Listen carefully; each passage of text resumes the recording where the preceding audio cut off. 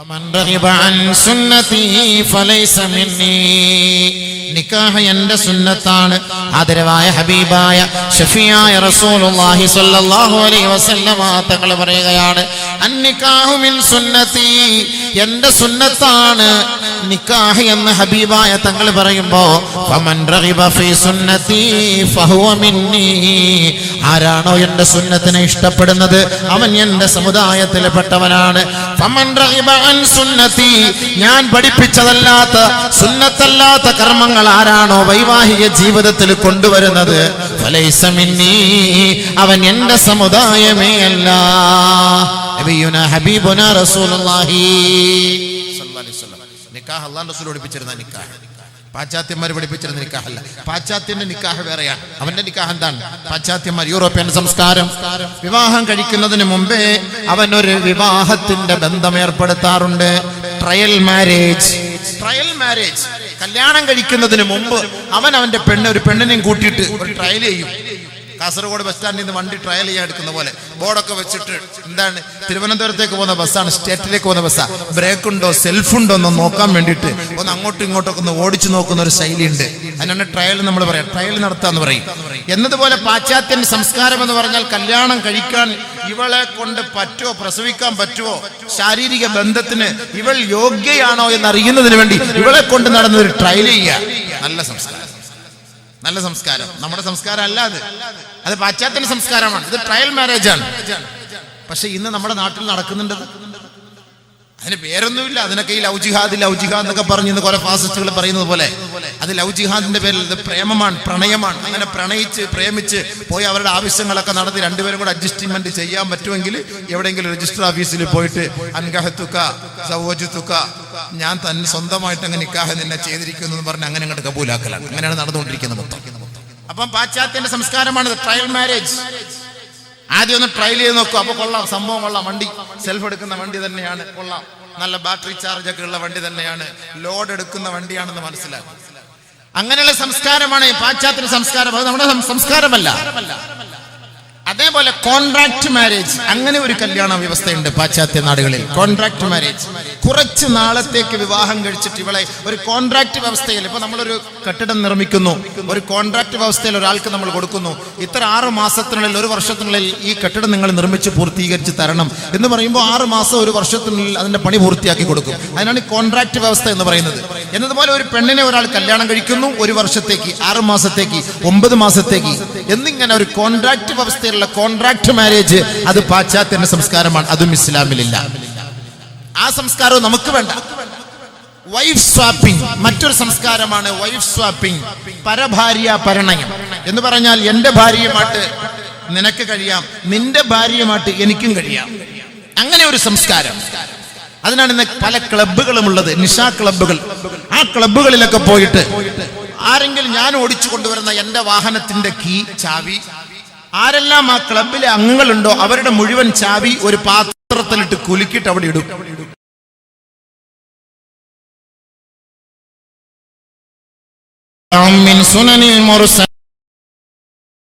പ്രവാചകന്മാരുടെ ചര്യ, അവരുടെ സ്വഭാവ ഗുണങ്ങൾ പറയുകയാണ്. അല്ല ന്റെ ഭാഗമാണ്. അതുകൊണ്ട് സഹോദരിമാരെ, പെൺമക്കളെ, നിങ്ങൾക്ക് ലജ്ജ വേണം. അന്യപുരുഷനോടൊപ്പം ഒളിച്ചോടലോ, അന്യപുരുഷനോടൊപ്പം അനാവശ്യമായി ബന്ധം സ്ഥാപിക്കലോ നിനക്കെന്തും ചെയ്യാം. ആണിനെ പേടിക്കേണ്ടതില്ല, പെണ്ണിനെ പേടിക്കേണ്ടതില്ല, ഇസ്ലാമിക സംസ്കാരത്തെ പേടിക്കേണ്ടതില്ല. അന്യപുരുഷന്മാരോടൊപ്പം തന്നെ ബൈക്കിലും വാഹനത്തിലും അർദ്ധനഗ്നകളായിക്കൊണ്ട് ഈ ലോക പറയുകയാണ്, ഈമാൻ അവളുടെ ഹൃദയത്തിൽ നിന്ന് എടുക്കപ്പെട്ടതിന്റെ അടയാളമത്രേ. അതുകൊണ്ട് പ്രവാചകന്മാരുടെ ശൈലിയാണ് അൽ ഹയാ, ലജ്ജ. ലജ്ജ വേണം, നാണം വേണം. പണ്ടൊക്കെ നമ്മുടെ പെണ്ണുങ്ങന്മാർക്കൊക്കെ എന്ന് പറഞ്ഞൊരു നിയമവും ബാക്കിയുള്ളവർക്ക് ഒരു പ്രത്യേക നിയമവും. അങ്ങനെ ഉണ്ടോ? അങ്ങനെ ഇല്ലല്ലോ. ഞങ്ങൾക്ക് ഭൂതിയില്ല നിങ്ങളെ ഒന്ന് കാണണമെന്ന്. അപ്പൊ നമുക്കൊന്നും അപ്പൊ നമ്മുടെ മുന്നിൽ വരൂല, ബാക്കിയുള്ളവരുടെ മുന്നിലൊക്കെ ഇങ്ങനെ ഞെളിഞ്ഞു നിൽക്കും. അതെന്ത് നിയമോ? ഉസ്താദ്മാരെ കാണുമ്പോൾ തലയിൽ തുണിയിടും. അത് പിന്നെ ഇവിടെ എല്ലാവരും തലയിൽ ഫുള്ള് തുണിയിട്ടാൽ കുറഞ്ഞു. ഞങ്ങളുടെയൊക്കെ നാട്ടിൽ തലയിൽ തുണിയില്ല. ഉസ്താദ്മാരെ കാണുമ്പോൾ പെട്ടെന്ന് തലയിൽ തുണിയിടും, ബാങ്ക് വിളിക്കുമ്പോൾ തലയിൽ തുണിയിടും. ഈ 2 സമയത്താണ് ഞങ്ങളുടെ നാട്ടിലൊക്കെ പെണ്ണുങ്ങന്മാർ കൂടുതലും തലയിൽ തുണിയിടുക. അപ്പൊ ഇവിടെ പിന്നെ ഫുൾ ടൈം അതൊക്കെ സംഭവമുണ്ട്. തലയിൽ തുണിയൊക്കെ ഇട്ടിട്ട് തന്നെ ഉണ്ട്. അതൊക്കെ ഒരു യൂണിഫോം ആണ്, അള്ളാഹെ പഠിച്ചിട്ടാണെന്നുള്ള കാര്യം അല്ലാഹു അഅലം, നമുക്കറിയില്ല. എന്തായാലും അത് നഷ്ടപ്പെട്ടാൽ ഹയാ നഷ്ടപ്പെട്ടു എന്നാണ് അതിന്റെ അർത്ഥം. അള്ളാഹു പോലും ഹയായുള്ളവനാണ്. ഇന്നല്ലാഹ ഹയ്യുൻ കരീം. അല്ലാഹു ഉദാരനാണ്, അവൻ മാന്യനാണ്, അവൻ ലജ്ജയുള്ളവനാണ്. യസ്തഹീ മിനൽ ഖൽഖ്, സൃഷ്ടികളിൽ നിന്ന് അല്ലാഹു ലജ്ജിക്കുന്നു എന്ന് ഹബീബുനാ ശഫീഉനാ റസൂലുള്ളാഹി സ്വല്ലല്ലാഹു അലൈഹി വസല്ലം. അല്ലാഹുക്ക് പോലെ ലജ്ജയുണ്ട്, നമുക്ക് ലജ്ജയില്ലാതെ പോയല്ലോ. ഇസ്ലാമിക സംസ്കാരത്തെയും പാരമ്പര്യത്തെയും ചവിട്ടിപ്പുറത്താക്കിക്കൊണ്ട് പണയപ്പെടുത്തിക്കൊണ്ട് ഈ അടുത്ത ദിവസത്തിൽ ഈ പരിസരത്ത് നിന്ന് തന്നെ മുസ്ലിം പെൺകുട്ടികൾ കുഫാറുകളുമായിട്ട് ഒളിച്ചോടി പോകുക ഇസ്ലാമിനെ കരിവാരിത്തേക്കലല്ലേ? റസൂലുള്ളാഹി തങ്ങൾ പറഞ്ഞത് നിങ്ങളൊന്ന് കേൾക്കണം എന്റെ പൊന്നു പെങ്ങളെ,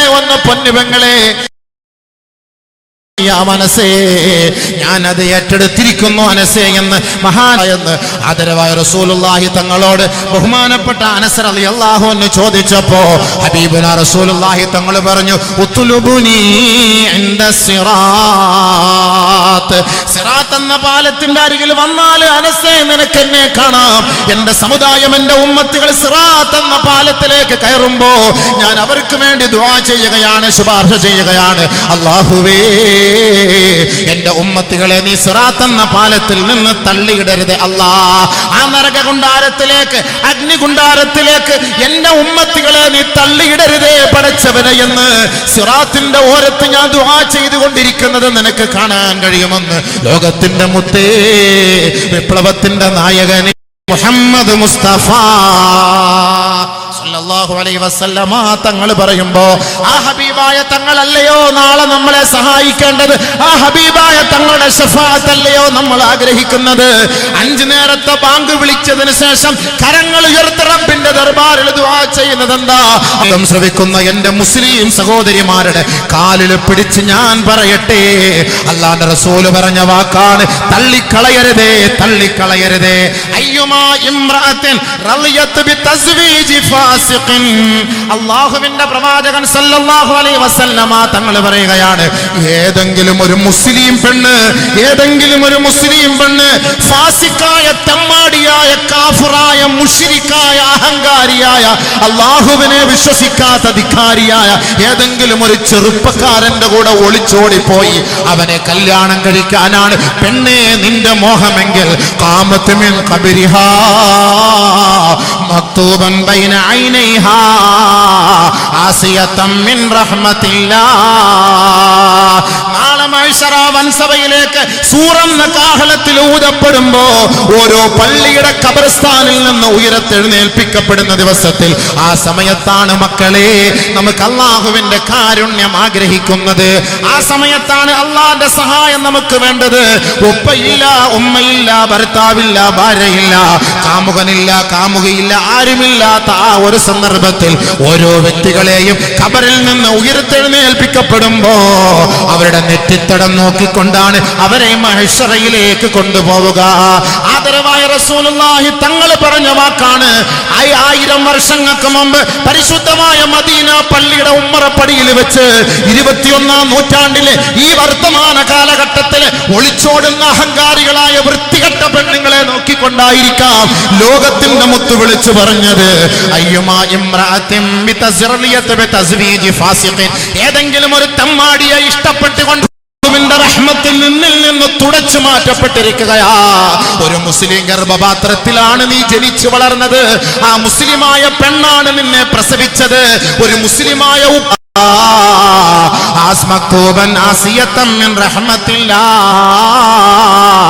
അല്ലാഹുവിന്റെ കാരുണ്യം നീ പ്രതീക്ഷിക്കുകയേ വേണ്ട.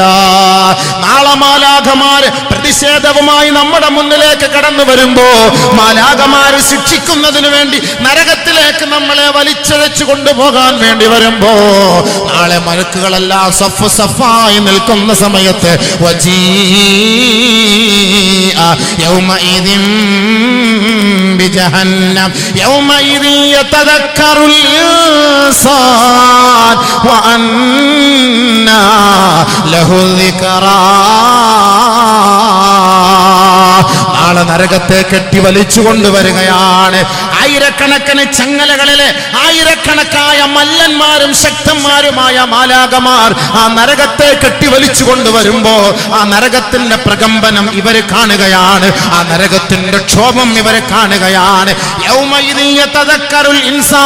അന്ന് മനുഷ്യൻ ചിന്തിക്കുമത്രേ, ഇന്ന് ചിന്തിക്കാത്ത മനുഷ്യനാണ് ഈ 21-ാം നൂറ്റാണ്ടിൽ, ഈ വർത്തമാന കാലഘട്ടത്തിൽ കാഫിറിന്റെ 2 തുള്ളി ഇന്ദ്രിയത്തിന് വേണ്ടി ദാഹിക്കുന്ന പെങ്ങളെ, നീ നാളെ റബ്ബിന്റെ മുന്നിൽ ആ നരകത്തിന്റെ കൊടുമ്പിരി കൊള്ളുന്ന ശിക്ഷ കാണുമ്പോ, അതിന്റെ അട്ടഹാസം കാണുമ്പോ അവിടെ വെച്ച് നീ ചിന്തിക്കുമത്രേ, യതദക്കറുൽ ഇൻസാൻ വഅന്നാ ലഹു ദിക്റാ. അവിടെ ചിന്തിച്ചിട്ട് കാര്യമില്ല. എന്താണ് ചിന്തിച്ചിട്ട് കാര്യം? ആരാണ് നിന്നെ സഹായിക്കാൻ? യാ ലൈതനീ കുന്തു തുറാബാ. അന്ന് നീ വിളിച്ചു പറയുന്ന വാക്കാണ്, അല്ലാ എന്നെ നീ മണ്ണാക്കി മാറ്റണേ അല്ലാ, എന്നെ നീ മണ്ണാക്കി മാറ്റണേ അല്ലാ. യാ ലൈതനീ ഖദ്ദംതു ലിഹയാതി فيومئذ لا يعذب عذابه أحد ولا يوثق وثاقه أحد. ഒരാളുടെയും ചുമട് മറ്റൊരാൾ ഏറ്റെടുക്കില്ല പെങ്ങളെ. നിന്റെ വാപ്പ സാലിഹാകട്ടെ, നിന്റെ ഉമ്മ സാലിഹത്താകട്ടെ, നീ ചെയ്ത അപരാധവും അധർമ്മങ്ങളും ആ ഉപ്പയോ ഉമ്മയോ ഏറ്റെടുക്കുകയില്ല. അവള് ചിന്തിക്കുകയാണ്, അല്ലാ എന്നെ എന്റെ സ്വരാജ്യത്തേക്കൊന്നു മടക്കുമോ അല്ലാ, എന്റെ നാട്ടിലേക്കൊന്നു മടക്കുമോ അല്ലാ. യാ ലൈതനീ ഖദ്ദംതു ലിഹയാതി. ഇല്ല റബ്ബേ, ഇല്ല റബ്ബേ, ഇനി ഞാൻ ഒളിച്ചോടില്ല റബ്ബേ, ഇസ്ലാമിക പാരമ്പര്യത്തെ പണയപ്പെടുത്തില്ല റബ്ബേ. 20 വർഷക്കാലം എന്നെ നൊന്ത് പ്രസവിച്ച് വളർത്തിക്കൊണ്ടുവന്ന എന്റെ ഉമ്മയെ വഞ്ചിക്കില്ല അല്ലാ. എനിക്ക് അന്നം തന്നു ഉപജീവനം നൽകി വിദേശത്ത് പോയി കഷ്ടപ്പെട്ട് പാടുപെട്ട് എത്രയോ മാരകമായ രോഗങ്ങൾ പോലും പിടിപെട്ടിട്ട് ശരീരത്തിന്റെ ആന്തരിക അവയവങ്ങളിൽ ക്യാൻസർ പോലുള്ള രോഗം കൊണ്ട് നിറഞ്ഞിട്ട് പോലും അതെല്ലാം തന്റെ പൊന്നുമക്കളുടെ മുന്നിൽ മറച്ചു വെച്ചിട്ട് തന്റെ മക്കൾക്ക് ഭക്ഷണത്തിന് വേണ്ടി നെട്ടോട്ടമോടിയ പൊന്നുപ്പയെ ഞാൻ വഞ്ചിക്കില്ല അല്ലാ. എന്റെ പൊന്നുപെങ്ങളെ, ആഖിറത്തിൽ പോയി വിലപിച്ചിട്ട് കാര്യമില്ല മോളെ, ആഖിറത്തിൽ വിലപിച്ചിട്ട് കാര്യമില്ല മോളെ. അതുകൊണ്ട് തന്നെയാണ് മഹാനായ ഉമർ അൽ ഫാറൂഖ് പോലും ഒരു പിടി മണ്ണെടുത്തിട്ട് വിളിച്ചു പറഞ്ഞത്, അല്ലാഹുവേ ഞാൻ ഈ മണ്ണാങ്കട്ടയായി മാറിയിരുന്നെങ്കിൽ. ആഖിറത്തിന്റെ ശിക്ഷയെ ഓർത്തിട്ടാണ് വിളിച്ചു പറഞ്ഞത്, യാ ലൈതനീ ലം തലിദ്നി ഉമ്മി. അല്ലാഹുവേ എന്റെ ഉമ്മ എന്നെ പ്രസവിക്കാതിരുന്നെങ്കിൽ ആഖിറത്തിന്റെ ശിക്ഷയിൽ നിന്ന് എനിക്ക് മോചനം ലഭിക്കുമായിരുന്നല്ലോ അല്ലാ. ഈ അടുത്ത സമയത്ത് പോലും ഈ തൊട്ട് പരിസരത്ത് നിന്ന് 2-3 പെൺമക്കൾ ഒളിച്ചോടി പോയെന്ന വാർത്ത ഈ വിനീതൻ ഇങ്ങോട്ട് വന്നപ്പോൾ കേട്ട് വല്ലാതെ വിഷമിച്ചു പോയി. ഈ കുഫാറുകളുടെ ഇന്ദ്രിയത്തിന് നിങ്ങൾക്ക് ഇത്രത്തോളം ആസ്വാദനം എന്താണ് പൊന്നു സഹോദരിമാരെ? ഇസ്ലാമിൽ നിന്ന് പുറത്തല്ലേ നിങ്ങൾ പോകുന്നത്? ബഹുമാനപ്പെട്ട സഹാബാക്കളുടെ ശരീരമാസകലം അമ്പുകളെ തറയ്ക്കപ്പെട്ടിട്ട് പോലും ഇസ്ലാമിന്റെ അള്ളാന്റെ റസൂലിന്റെ സഹാബാക്കളെ കഴുകുമരത്തിലേക്ക് കയറ്റി നിർത്തിയിട്ട് മുഹമ്മദിന് എതിരായിട്ടൊരു വാക്ക് നീ പറഞ്ഞാൽ മതി, നിന്നെ ഞങ്ങൾ തൂക്കുകയറിൽ നിന്ന് രക്ഷപ്പെടുത്താമെന്ന് പറഞ്ഞപ്പോ പോലും ഇല്ലാ ലാ ഇലാഹ ഇല്ലല്ലാഹ് മുഹമ്മദുർ റസൂലുള്ളാഹ്. ആരാധനക്കർഹൻ അല്ലാഹുവല്ലാതെ മറ്റാരുമില്ല. ലോകത്തിന്റെ നേതാവ്, വിപ്ലവത്തിന്റെ നായകൻ, ചങ്കിലച്ചോര കരളിന്റെ കഷണം എന്റെ ഹബീബായ മുത്തായ ഹബീബാണ്, മദീനയുടെ മണവാളനാണ്. ആ പ്രവാചകനെ മാറ്റിവെച്ച് എന്റെ ജീവിതത്തിൽ ഒരു സുഖമേ എനിക്ക് വേണ്ടേ വേണ്ട എന്ന് ഉച്ചൈസ്തരം പ്രഖ്യാപിച്ച സഹാബാക്കളുടെ പാരമ്പര്യം മറന്നുപോയോ? പൊന്നുപെങ്ങളെ, നീ മറന്നുപോയോ?